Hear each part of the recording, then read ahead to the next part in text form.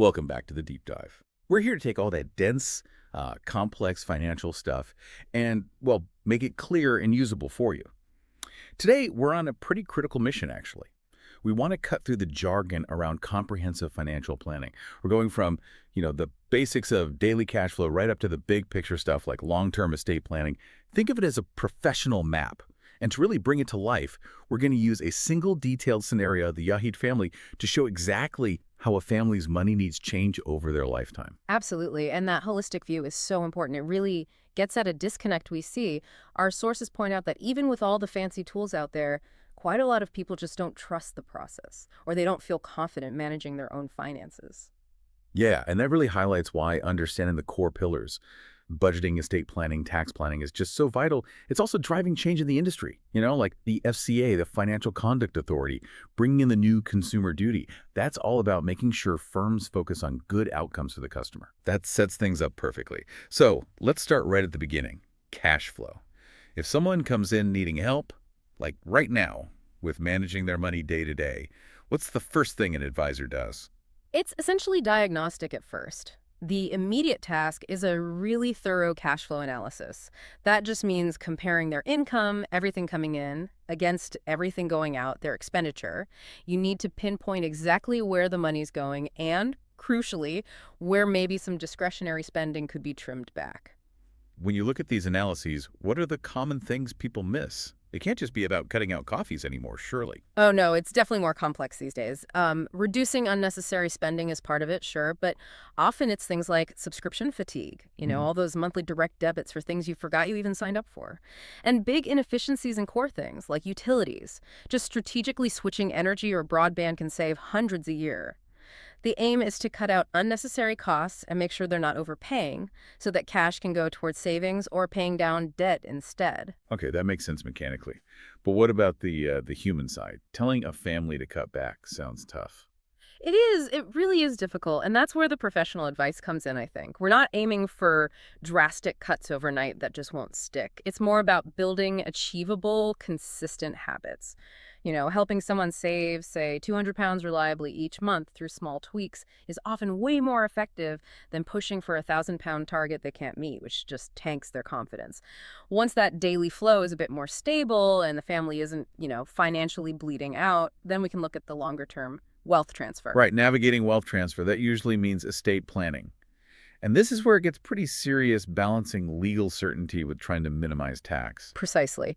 Estate planning really has two critical parts. First is the legal certainty, making absolutely sure assets go to the right people. That's wills, trusts, those kinds of legal tools. The second bit, which causes a lot of anxiety here in the UK, is minimizing inheritance tax, or IHT. Yeah, IHT. The sources lay out two really different ways to approach it, which I found interesting.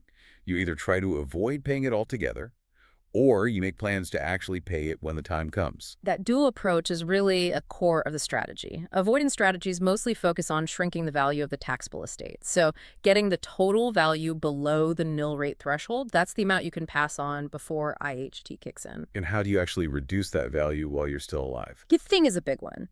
Using lifetime potentially exempt gifts, often called PETs.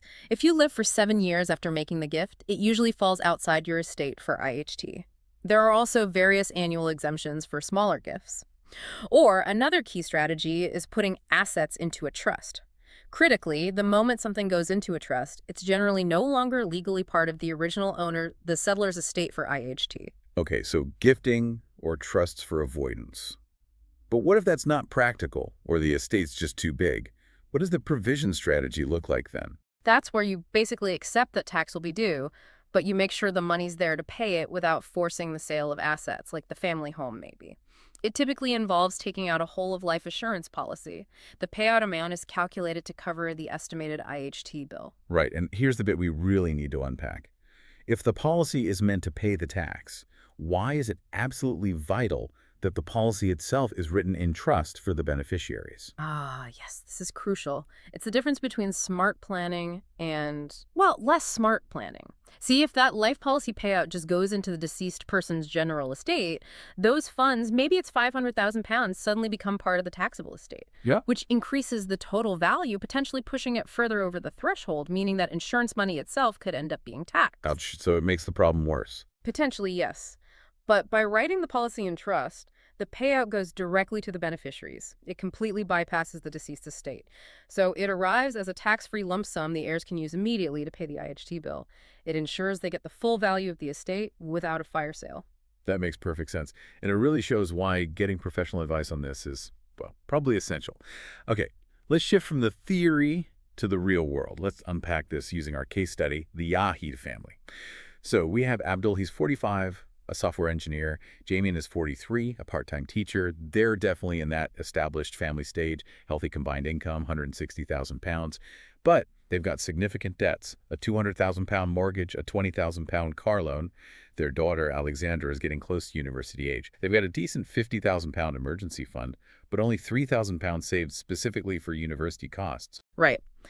For the Yahids, the focus needs to be dynamic. It depends on where they are right now. So immediately and in the short term, say the next 5 years, the priorities are really foundational. Make sure they have up-to-date wills, check their savings are getting the best possible interest rate. Simple stuff, but important.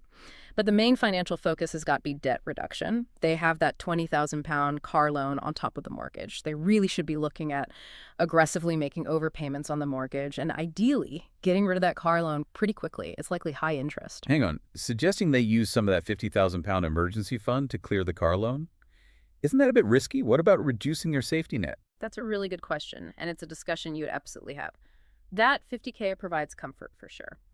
But the sources generally agree that the interest paid on consumer debt, like a car loan, is almost always much higher than any interest they'd earn on savings.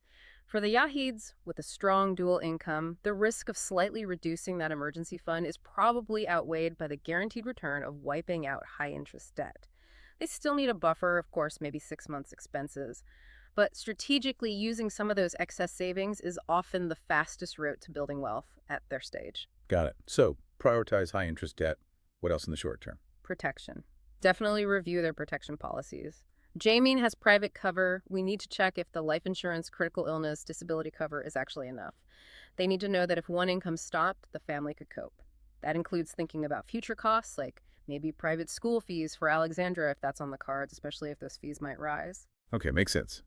So looking a bit further out, midterm goals, maybe 5 to 10 years, their focus seems to shift. They want to be mortgage-free by their mid-50s, and they have a specific savings goal. At least 8,000 pounds for Alexandra's first-year university living costs. Exactly. And that naturally leads us into the long-term planning beyond 10 years, which is almost entirely about retirement. Their goal is saving enough to provide about 60% of their current income when they retire, maybe around age 65. With about 20 years to go, the sources suggest they're still okay to take reasonable managed investment risk with their pensions, but they need a plan, a glide path, to gradually shift towards more conservative investments as they get closer to actually retiring. And what about other long-term concerns? Well, planning for potential future costs. Rising healthcare costs are a big one as people age, so maybe starting a conversation about long-term care insurance in their 50s while they're still relatively healthy could be sensible. And looking even further ahead, maybe setting up a trust for Alexander now could help manage any future inheritance smoothly. Planning for the next generation, essentially. Right. Let's widen the lens a bit now to that final pillar, tax planning. We've talked a lot about IHT, but financial advisors need to consider the whole tax picture, right? Even though giving detailed tax advice isn't an FCA-regulated thing itself, this brings up terms like offshore accounts. What exactly does that mean in this context? Yeah, offshore simply means any savings or investment could be a bank account, could be something more complex that's held outside the client's home country, so outside the UK in this case. They're often based in places known for having more advantageous tax rules, which is why you hear about the Channel Islands, Luxembourg, the Cayman Islands, places like that. Now, for the Yahids, this might not be relevant right now, but it's super important for people moving into or out of the UK. Their tax residency status can change everything for how global investments are treated. Interesting. Okay, shifting gears slightly to investments, I wanted to pull out something fascinating from the materials, this inverse relationship between bond price and yield. Could you explain that simply? Why does a bond's price have to fall if market interest rates go up? Sure, it's a core concept in fixed income. So imagine you buy a brand new bond for, say, £100, and it pays a fixed interest rate, the coupon of 3% per year. That 3% is locked in for the life of the bond. It can't change. Okay. Now, let's say interest rates in the wider market suddenly jump up to 5%. Why would anyone buy your old bond paying only 3% for £100 when they could get a new one paying 5%? They wouldn't. Exactly. So the only way to make your old 3% bond attractive again is for its price on the open market to fall. If the price drops to, say, £90, then that fixed £3 annual interest payment relative to the lower £90 cost gives the new buyer a higher effective yield. It brings the yield more in line with the current 5% market rate, so the price has to adjust downwards when rates rise. That clears it up perfectly, thanks. Yeah. And one last point on investments for someone maybe a bit nervous, a first-time investor, like the Yahids might be as they start saving more for retirement. Why is something like a unit trust generally seen as more suitable to start with than, say, a venture capital trust or an enterprise investment scheme? Yeah, that comes down purely to risk and suitability. VCTs and EISs, venture capital trusts, and enterprise investment schemes, they're specialist things, high risk. They usually invest in small, often unlisted companies. You get specific tax breaks for taking that risk, but they can be very volatile. Definitely not for someone anxious about losing money. Right. A unit trust, on the other hand, is often a great starting point. It lets you invest in shares or bonds, but automatically spreads your money, diversifies your risk across lots of different underlying assets within the fund. It's a much more measured, diversified approach. You avoid putting all your eggs in one basket like you might with a single VCT investment, much more suitable for steady, long-term saving like retirement planning for the Yahids. This whole deep dive really underscores how much financial needs change over a lifetime, doesn't it? Driven by regulations, yes, but also just life stages. The Yahids start out focused on debt and protecting the young family, then shift towards retirement, maybe long-term care, inheritance. It's a complete evolution. That alignment with the life stage is just critical. And it brings us back to that point about public confidence. Yeah. It's definitely reassuring that things like the FCA's consumer duty are pushing firms to make sure the advice they give is genuinely suitable. Hopefully that helps bridge the trust gap we talked about earlier. Which leads to a final thought, kind of building on that hierarchy of financial needs mentioned in the sources. We talk about protecting income, living well today, saving for retirement. What's usually the last financial need people address and why? It tends to be investment. Investment, why last? Because it's generally seen as aspirational rather than essential. It typically only becomes a real focus after someone feels secure about the fundamentals. They have enough income protection, they've tackled high-interest debt, they can afford their current lifestyle comfortably. Investment comes after survival and security needs are met. That makes a lot of sense. So as you, the listener, reflect on the Yahid family's journey from tackling debt to planning for retirement and inheritance, maybe take a moment to consider where your own financial strategy sits on that hierarchy right now, and perhaps think about what one immediate, calculated step you could take to move forward. Is it finally reviewing your will? Or maybe just calculating the exact interest rate you're paying on that lingering car loan?